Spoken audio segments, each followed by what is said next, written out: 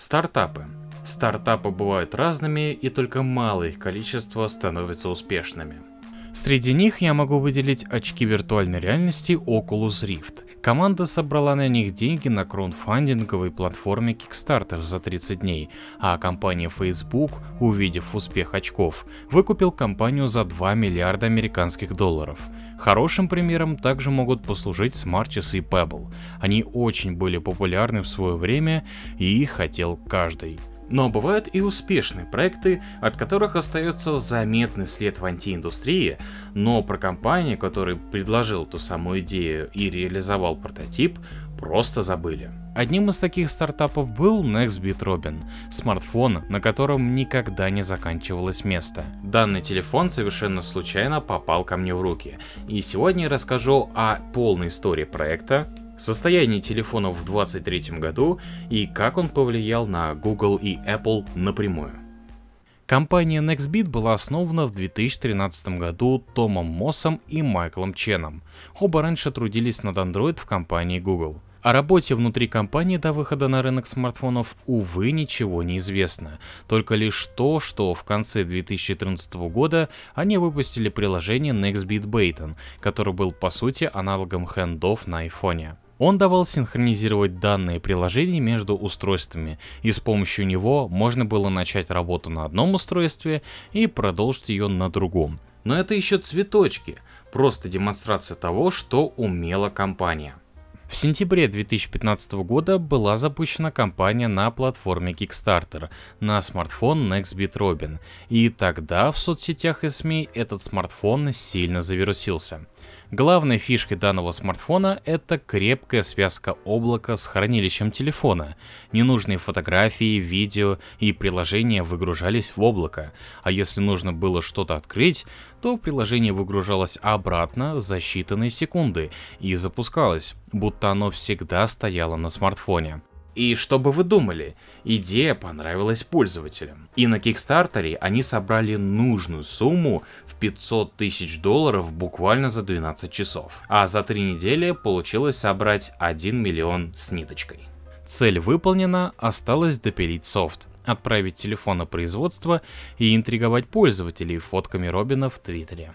Для предзаказа смартфон стал доступен в октябре 2015 года, а отсылать смартфон юзерам начали в феврале 2016. И тут выявилась одна главная проблема Nextbit. Он очень хрупкий.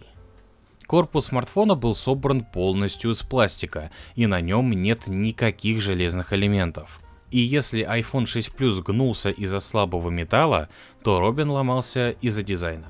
Ну и второе, железо в свое время уже было устаревшим. Но в оправдании я скажу, то что этот смартфон создавался с целью не убить айфоны и подобные флагманы, а изящно показать софт, и что не обязательно переплачивать за хранилище внутри смартфона. А так как телефон делался от гиков для гиков, то на телефон можно спокойно ставить кастомные прошивки, и гарантия все еще будет действовать. Самое время перейти к самому смартфону, и я пройдусь по 3 главным аспектам: корпус, железо и операционка. Дизайн корпуса у Робина можно и сейчас назвать хайповым. Такое сочетание цветов и решений редко где можно найти. На задней крышке все элементы смещены влево.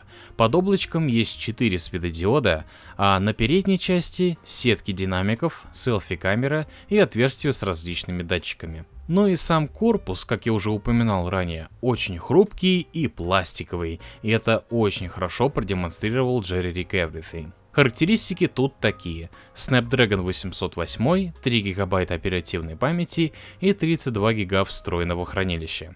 Вставить можно только одну симку и нельзя SD-карту вообще, поддерживаются все бенды LTE, работает без проблем в СНГ и так далее. Железо крутилось сначала на 6-м андроиде, а в марте 2017 был обновлен до Нуги.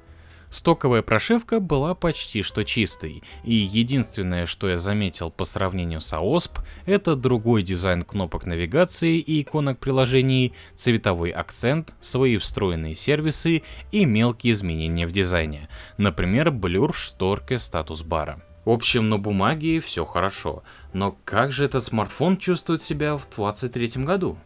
Как всегда, я его использовал в качестве второго смартфона. Так получилось, что на одном зеленом операторе я получил очень хороший тариф с безлимитным интернетом, а основную симку надо было куда-то пихнуть. Поэтому она у меня теперь постоянно гуляет по телефонам, и где-то месяц я пользовался Робином параллельно с основным, и у меня есть что сказать. Но сначала про то, как он мне достался. 2 слова. Из мусорки, буквально. И его нашел мой товарищ из Санкт-Петербурга. Он мне был отослан как есть, и для него пришлось купить аккумулятор с Алиэкспресса. Через 3 недели батарея пришла.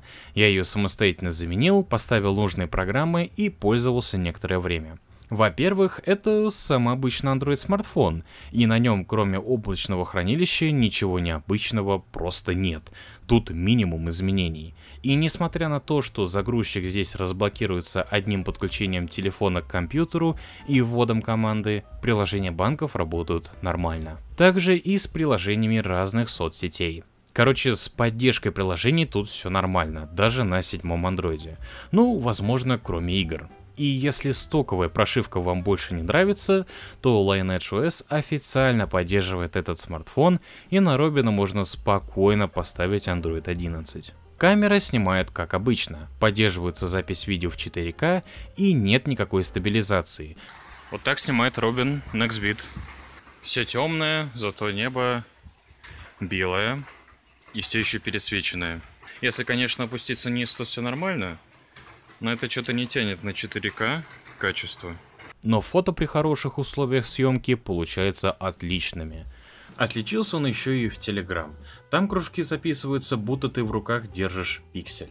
Во-вторых, облачные сервисы на нем больше не работают, и речь сейчас именно про Nextbit. Сервера отключили еще в начале 2018 года, и при попытке зарегистрироваться в них появляется ошибка соединения. И в-третьих, упомяну это снова, смартфон очень хрупкий. Им мне просто некомфортно пользоваться, и я тупо боюсь его сломать. И даже официальные чехлы мне не могут сказать, что телефон не погнется у меня в кармане. На него очень трудно найти запчасти. На AliExpress продают только батареи и чехлы, а на eBay лежат 4 лота, половина из которых это нерабочие экземпляры. А во время эксплуатации смартфона с основной камеры вылетела линза. Ситуация не из приятных. Благо линзу нашел и на всякий случай вклеил ее, но осадочек остался. В общем, софт и железо смартфона разработано и использовано неплохое. Хватит для базовых задач даже сегодня. А вот по качеству сборки и материалов корпуса может позавидовать, наверное, только картонный телефон, созданный 8-летним школьником. Через короткое время после выпуска смартфона в январе 2017-го компанию Nextbit поглотила Razer, производитель игровых устройств. И уже в сентябре они выпускают свой собственный смартфон Razer Phone, подозрительно похожий на Робина, но не имеющий ничего общего с программными разработками Nextbit.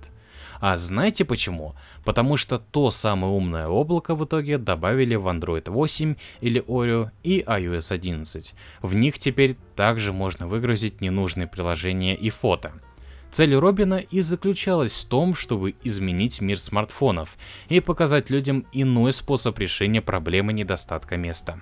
Поддержка Nextbit Robin завершилась сначала в августе 2017 года, телефон больше нельзя было сдать по гарантии и получить поддержку по телефону, и окончательно в начале 2018 года, когда закрылись облачные сервисы.